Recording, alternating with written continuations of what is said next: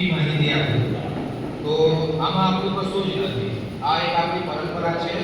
જેમ એક પિતાની પ્રોપર્ટી ઉપર જે દીકરાનો અધિકાર હોય એ રીતે 22 પ્રતિજ્ઞા મહામાનવ ડોક્ટર બાબા સાહેબ આંબેડકર દ્વારા આપેલી છે અને એ પરંપરાને મૂળ રીતે આપણે જાળવી રાખીએ છીએ. એ પરંપરા આપણે જાળવી રાખીએ છીએ. આ માત્ર એક સમજો કે પ્રતિજ્ઞાઓ નથી, આ બૌદ્ધ ધર્મનું મેન આચરણ છે. જો તમારે નિર્વાણ તરફ જવું હોય, નિર્વાણ એટલે કે શું? શાંતિ. અન્ય ધર્મોમાં જેને સ્વર્ગ કહેવામાં આવે છે એ મર્યા પછી જવાય કે નથી ખબર નથી.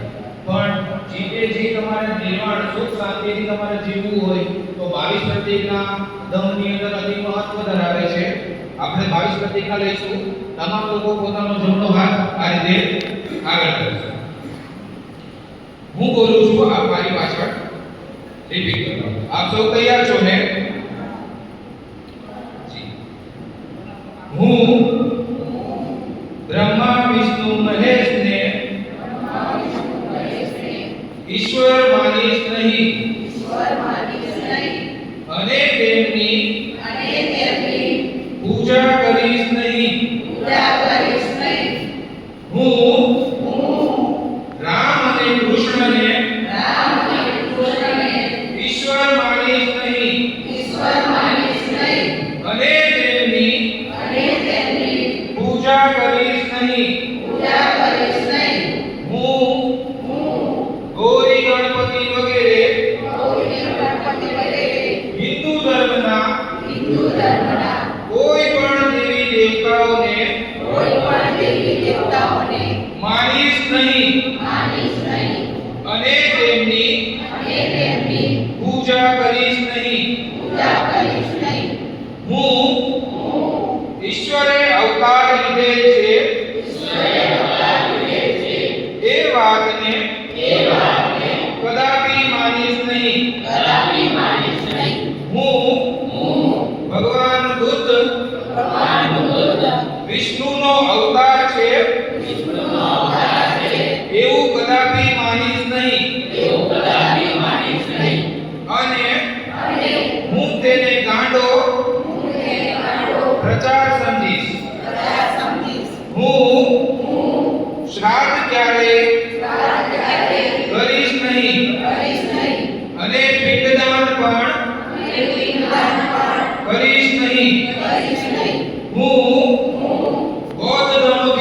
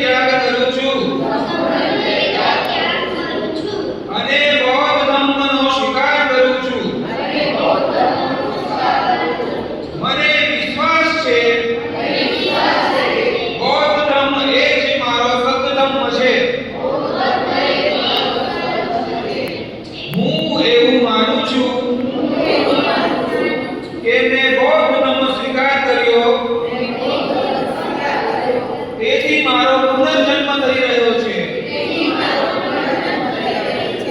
હું પવિત્ર પ્રતિજ્ઞા કરું છું. આજથી હું બૌદ્ધ ધર્મના ઉપદેશ અનુસાર